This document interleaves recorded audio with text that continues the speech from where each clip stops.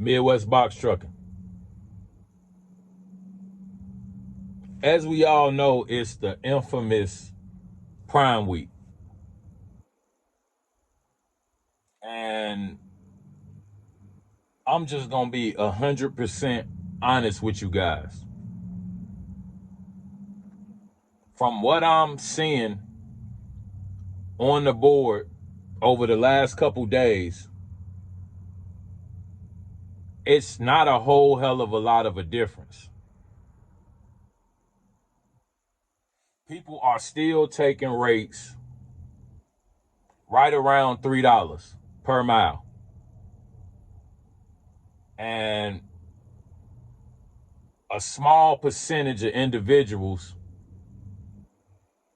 are letting the rates get to maybe $3.20, $3.30 per mile.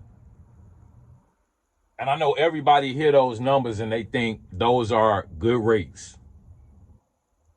But as I've said in the past, if you're going 120 miles one way, say to LeClaire, Iowa, I'm just making up a place, but say that's 120 miles one way. It's not an Amazon facility in LeClaire, Iowa. You're going to turn around and then deadhead 120 miles back. So you're going to drive 240 miles total. 120 there, 120 back.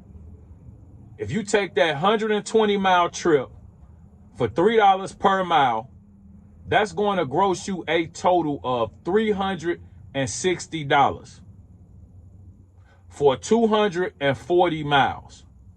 Now you make it make sense. If you're running for and taking those type of rates, you beat me already. I cannot compete with that type of competition. No matter what my rate per mile is, I'm not doing 240 miles for $360. The truck could be free. I'm not doing it. A lot of this stuff to me is common sense. When I look at a load, look at how far it's going, and look at the rate, I don't even really got to do calculations. I can tell from running freight for the last 4.5 years whether it look right or not. In my region is like $4.20 a gallon for diesel. So pretty much you're not going to profit. Hopefully you break even.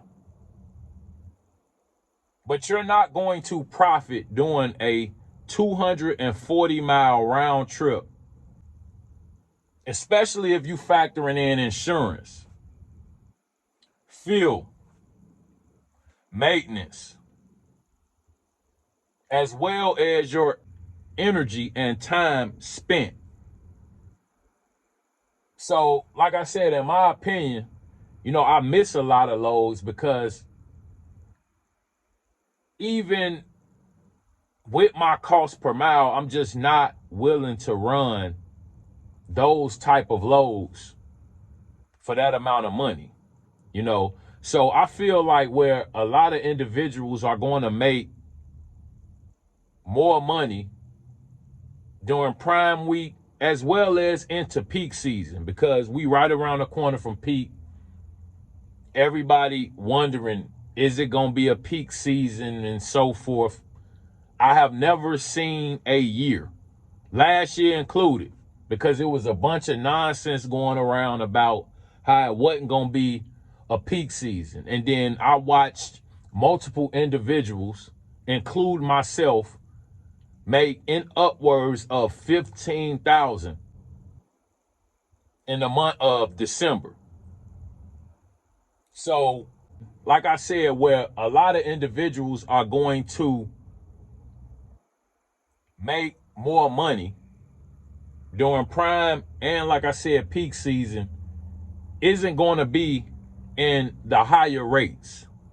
You know, we're not going to see a substantial increase in the rates, especially with the contracts. And then they got auctions going on and so forth. So, like I said, I don't think we're going to see a substantial increase pertaining to the rates. But what I am seeing on the board is a lot more lows. So on days where you normally may see 651 runs on the board, you know, now we're seeing over 1,000. And I'm just making up these numbers, you know, give or take. But what I'm saying is it's going to be a lot more loads posted. And with that being the case, you're going to be able to run your truck morning, noon, and night. Everybody knows right now, in this current situation, you will be lucky to get one trip a day. 1 or 2 days a week, you may get 2 trips a day. If you just having one of the luckiest days of your life, you might get 3 trips in a day if you know what you're doing. But on average, you're going to be lucky to get 1 trip a day. During prime, what I'm seeing on the board is if you really want to run your truck, you're able to get a load early in the morning between 5 a.m. and 9 a.m. You're also going to have loads available between 11 a.m. and 2 p.m. And then you'll have the usual night loads between, say, 9 p.m. and 2 a.m. So, like I said, it's going to be an abundance of loads. So you may not see a substantial increase on the rates, but you will see a substantial increase on the loads available. And if you use that to your advantage, and you, your drivers, and so forth have a planned out schedule to where you're able to run your truck at least on like 2 tours a day. I know everybody's not going to be able to run the truck morning, noon, and night. But if you can get a solid 2 6-hour tours a day between you and a driver, then you should be able to see an increase, you know, in what you're making weekly. And like I said, I always want to give you guys, you know, the bright side of the situation. Of course, yeah, the race, everybody was really trash, okay, whatever. But how can you work around that? You know, what can you do to be more profitable even when the race are trash? You got to think outside the box. So, you know, this is just a little tip I'm giving you guys. You may not see the greatest rates, but if you, once again, run your truck effectively, schedule your truck effectively, you will be able to make a lot more money during prime week as well as in this upcoming peak season. There's no way around it. You know, it's going to be more loads on the board. Nobody can take that away. Now, what the rates are, you know, and then some people, they like the double bubble. So you have at it. But on that end, you're going to win, you know, ×2.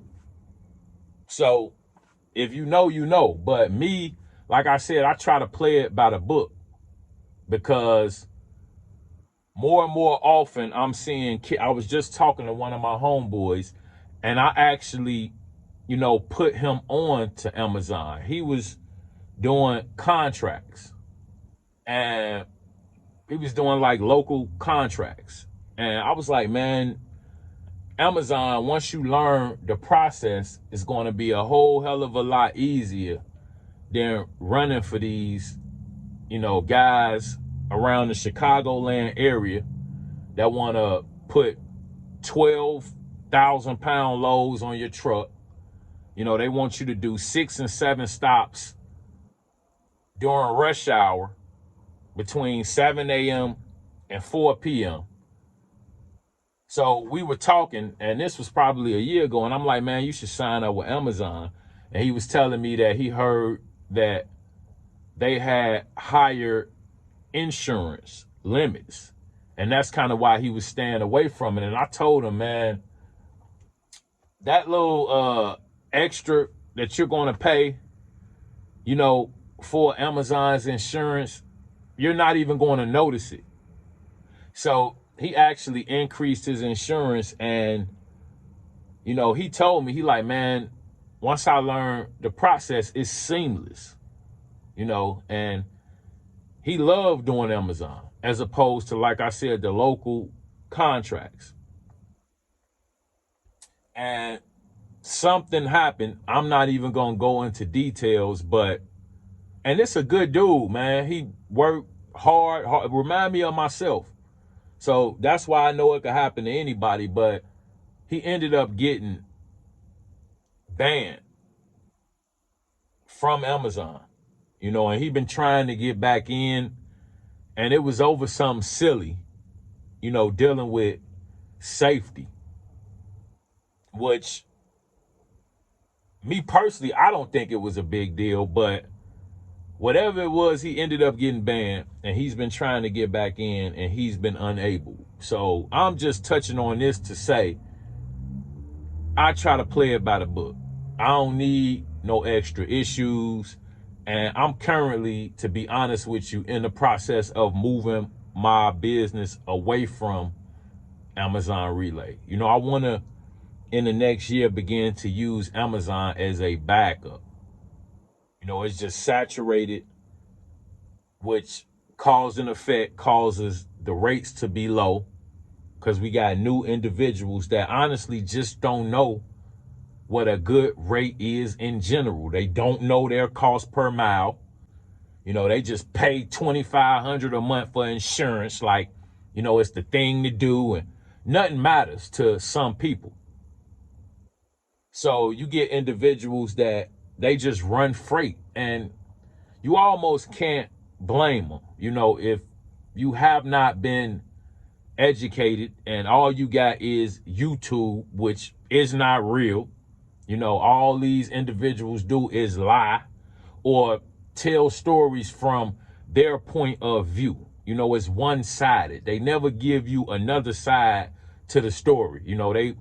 I hate when people approach things from a closed mindset. It's only one way. No, it's not. Even the right way. Sometimes it could be more than one right way to do something. It's just brainstorming, and so, not to go on a big long rant, but yeah, I try to play it by the book. And, I know a lot of loopholes and shortcuts, but I don't use them no more. I don't got time to be getting them emails. And like I said, I'm trying to move my business away from Amazon, but at the same time, still be able to use them as a backup. I might do 4 or 5 loads with Amazon a week, and that be it. But I'm drained, and I've talked to other individuals that are drained, because if you won't run for cheap, if you literally stand on business and you will not run for cheap, you will be on that load board for 3 days trying to find something for $4 per mile. So you almost have to, dumb yourself down and run for, like I said, 320, 330 a mile right now, you winning. Because the next dude gonna take it for $2.99. You know, they get within 5 cents or $3. They don't even forget the $3. I take the $2.95. $3 still low, man. So I don't know why everybody keep trying to use $3 as, you know, it's not adequate, man. That's all I'm gonna say. Like, that's a cheap rate unless you getting a round trip. You leave from here, you come back here for $3, that's decent. But if you leave from here and you stuck out in the middle of nowhere and then you got a dead head back, $3 don't make no sense. Not to me. But I see individuals that run this stuff like, you know, it's nothing. I rode in Amazon last night and I didn't have a load. I was just kind of pretty much coming into the area to try to see what I could get. Man, I watched the board all day. You got probably 200 trucks pulling in here. Oh, man, look at this. Y'all see this? They said $2.99 a mile hit different from Prime. No, that's all y'all get. About $2.99 a mile. Look at that line. Look at that line.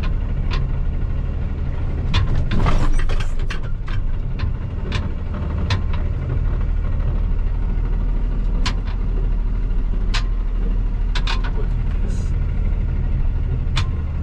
Crazy.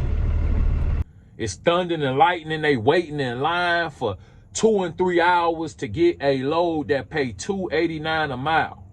You finna be out here to 11 a.m. trying to deliver this freight. The postal workers gonna be pissed off, talking crazy to you about why you late. They don't believe that Amazon closed the whole damn facility soon as they see a bolt of lightning. It's over with. Everybody gotta wait. So now we sitting out here for 3, 4, and I didn't have a load. I'm just sitting off to the side watching these fools. And I'm like, everybody out here running for $2.89 a mile. I know it. I've been watching the board. You can't be seeing no loads no different than what I'm seeing, and it's all bullshit. That's why I ain't booked nothing. You know, people just, if it's over $500, I'll book it. No. Over 500 is not always good. Like, I'm just being honest. So that's why I say I'm moving away from, you know, Amazon as, you know, my main, you know, source of freight. And I'm already in touch with different, you know, places. I don't know if you guys saw my last video, check it out. But, you know, I'm already running freight for different, you know, dispatchers and brokers, you know. And as you see right now, I'm back in a rental. And I'm going to touch on all of this in a minute. But yeah, I got my truck back for probably like 4 weeks. And I was still getting a check transmission light. It seemed to run fine. But I was still getting a check transmission light. The truck was still leaning. And the steering was still off. So I kind of got into a mindset where I didn't even want to take the truck back to the particular shop that had done the work. Because, yeah, that's why I had to go into the whole story. It was initially at Truck Centers, Inc.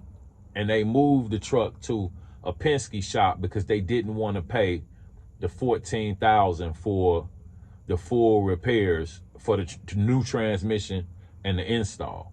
They said that they could get a transmission for $8,000 and have their guys install it. And yeah, they moved it from Truck Centers to a nearby Penske shop. They kept it for a week, put the trans in really quick. But like I said, didn't fix the steering, didn't fix the lean.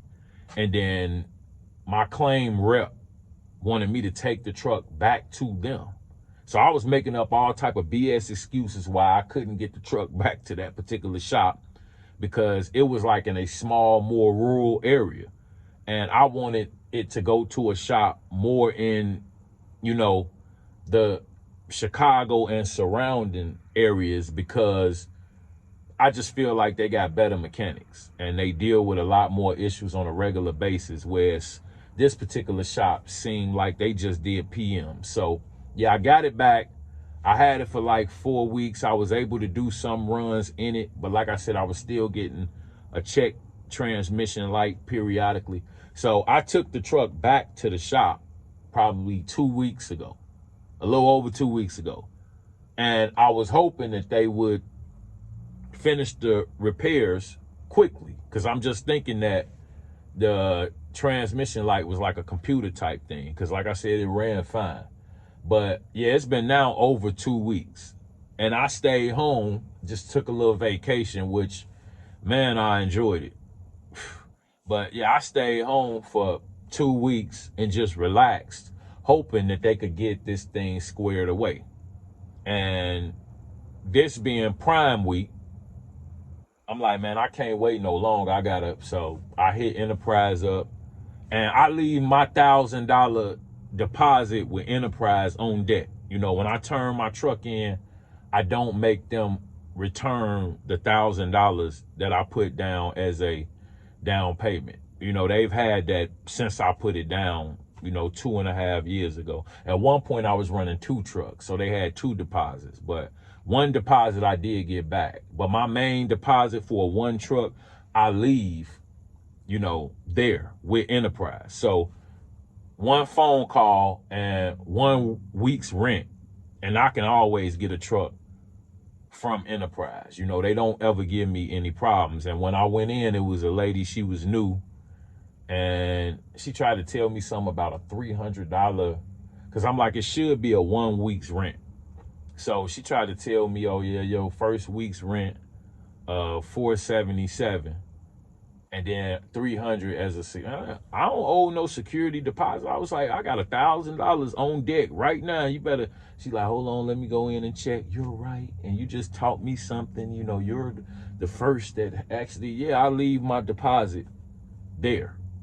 It make it way easier, and then you get the money back and do something with it, or then you got to put it. No, I like to be able to get my trucks, and lately, a year and a half ago, they hardly ever had trucks. Now it's easier to get trucks. So yeah, I just leave my deposit with them. So Monday or Friday of last week, knowing we coming into Prime, I hit Enterprise and told them, hey, I need a truck for Monday, either Saturday or Monday. And they was like, well, we don't do a whole lot on Saturday. We here, but we'll rather do it Monday. I'm like, that's cool. So I picked this up a couple days ago, and I did something else outside of Amazon the first day I got it. And it was really cool because I picked the truck up, and in it was 1.5 miles from Enterprise, I picked up a load for $900, going 114 miles. And they paid me for a round. So they paid me for 240 miles actually. And yeah, I got $900 to move some tires. I got a video up on it. You can check it out. I think it was a really good video. And yeah, so I got the truck back. I did that, and I've been poking around, trying to get something with Amazon for Prime, but I'm just not gonna drive for the low. Like I ain't gonna do it. And I advise you guys, like I said, just run your trucks more. And another tip I give you is, do shorter trips. A lot of people look at that big rate, $500, $600, $700. Man, by the time you run way down there, come all the way back, you're not making a whole lot of profit. Whereas you can take $300 and $400 local trips within 100 miles and make more profit than you do on the long runs. That's why I just let people do them, because people think, oh, 589 to go 212 miles, that's senseless. Just stay in the area and get you a $350 trip for 70 or 80 miles. And then come back and try to do it again. And you using a lot less clock and making a lot more profit. But, you know, them big numbers just get a lot of people. And I said this, you know, in the past, but to me, these load boards are like the Matrix. You know, it's just a bunch of numbers. If you don't understand the codes, if you don't understand the costs, if you don't understand the profit, you're just looking at a bunch of numbers. And the bigger numbers is the ones that a lot of these dudes pick. You know, they stuck in the Matrix. They don't understand. It ain't always about the bigger number. It's about the bigger profit, you know. And I ain't gonna talk y'all to death, but I'll leave you, you know, with that. A couple, you know, tips from me to you. One, you're gonna have to do more runs to make a profit. Yeah, you're gonna have to work a little harder, but in the end, you'll fare out better. Two, do shorter trips as opposed to the longer ones. Lead them up there. If you're going to do the longer ones, let them sit and go up to over $4 a mile. Then you take them. And if somebody beats you to it, he beats you to it. I mean, I don't get caught up in all of that. Y'all, some of y'all emotionally attached to these load boards, and, you know, you literally got to get a load. Like, if you're doing that bad to where you need to run a load every night, or your business is about to crumble, you're doing the wrong thing already. You know, you pretty much already in the red, because 1 or 2 nights should not determine the fate of your business. You know, you gotta have some type of cushion. You gotta have a pot somewhere with something in it to fall back on. If you're not operating in that manner, then I don't know, you know. So we'll leave it at that. I ain't here to beat up on nobody. I'm just saying, you know, I try to give you guys tips and other methods, you know, that are, to me, sometimes outside of the box. You know, a lot of people don't always think things completely through, or they may not see, you know, that this might benefit them as opposed to this. So I'm just throwing this out there. But as usual, you guys stay safe out there. Take it easy and have a good one. Appreciate you.